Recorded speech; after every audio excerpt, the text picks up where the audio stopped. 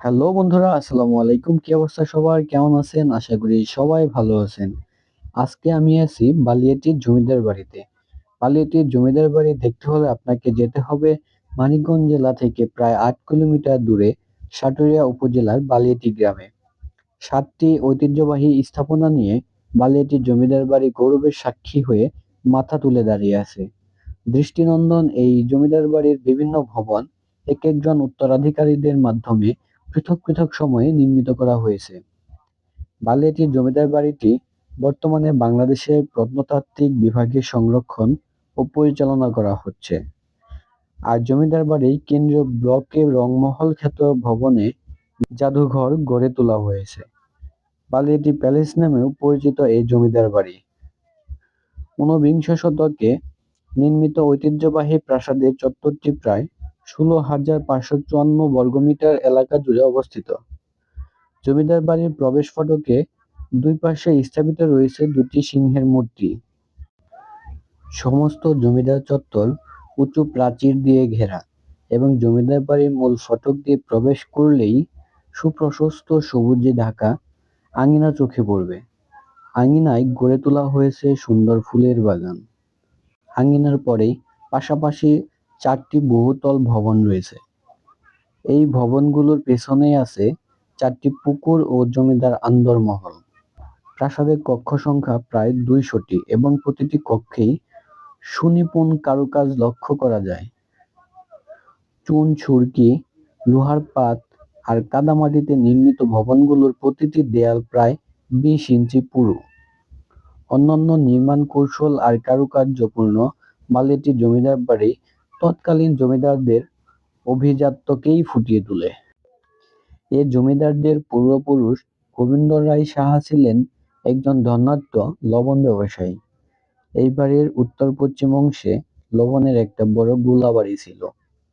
এই কারণেই এই বাড়ির নাম রাখা হয়েছিল গুলাবাড়ি। সেকালে গুলাবাড়ির চত্বরে বারুণীর মেলা বসত এবং এর পশ্চিম দিকে তালপুকুরের ধারে আয়োজন করা হতো রথ উৎসব। তবে পর্যাপ্ত জায়গার অভাবে বর্তমানে এই স্থানে রথের মেলা না হয়ে বালিয়াটি পুরান বাজারে কালী মন্দিরের পাশে এই মেলাটি অনুষ্ঠিত হয়। ২ নম্বর প্রাসাদের ভেতরেই বর্তমানে জাদুঘর। এর দ্বিতীয় তলায় একটি রংমহল আছে। এখানে জমিদারদের ব্যবহৃত নিদর্শনাদি দর্শনার্থীদের জন্য রাখা হয়েছে। নিদর্শনের মধ্যে রয়েছে জমিদারদের ব্যবহৃত অসংখ্য সিন্দুক, ছোট বড় আয়না, ঝাড়বাতি, শ্বেতপাথরের শার্প, শ্বেতপাথরের টেবিল, পালঙ্ক, আয়না, কাঠ এবং বেতের চেয়ার সহ আরো অনেক নিদর্শন। মজলিস কক্ষে মূল্যবান ঝাড়বাতি আছে। মজলিস কক্ষটি দেয়ালের হাতে আঁকা ছবি আছে। এর অন্দরমহলে রয়েছে ৩টি অট্টালিকা।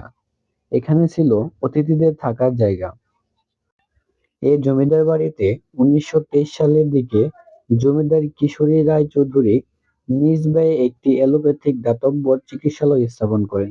বর্তমানে এটি সরকারি নিয়ন্ত্রণে পরিচালিত হচ্ছে। জমিদার হীরালাল রায় চৌধুরী সাটুরিয়া থেকে বালিয়াটির প্রবেশপথের পাশে কাউন্নারা গ্রামে একটি বাগানবাড়ি নির্মাণ করেন এবং সেখানে দিঘির মাঝখানে একটি প্রমোদ ভবন গড়ে তোলেন, যেখানে সুন্দরী নর্তকী বা প্রমোদ বালাদের নাচ গান ও পান চলত। বর্তমানে প্রত্নতত্ত্ব অধিদপ্তর প্রাসাদটি রক্ষণাবেক্ষণ করছে। দেশের প্রত্যন্ত অঞ্চলে গড়ে ওঠা বাংলার জমিদারদের দৃষ্টিনন্দন স্থাপত্য কৌশল বহু ব্যয়ে নির্মিত হয়েছিল এক একটি জমিদার বাড়ি। মানিকগঞ্জের বালিয়াটির এই জমিদার বাড়ি সেই সময়ের ব্যয়বহুল নিদর্শনগুলোর অন্যতম। কালের সমুদ্রে বিলুপ্ত হয়ে যাওয়া জমিদার শ্রেণীর ভোগবিলাসের নিদর্শন, যা ধ্বংসস্তূপের মাঝে আজও টিকে আছে। বালিয়াটি এই জমিদার বাড়িতে কিভাবে আসবেন?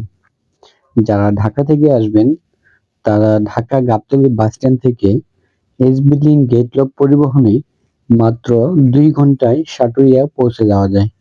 বাস ভাড়া পড়বে জনপ্রতি ৭৫ টাকা। সাটুরিয়া বাসস্ট্যান্ড থেকে মাত্র ১০ টাকায় অটোরিকশা ভাড়ায় চলে আসতে পারবেন বালিয়াটি জমিদার বাড়িতে।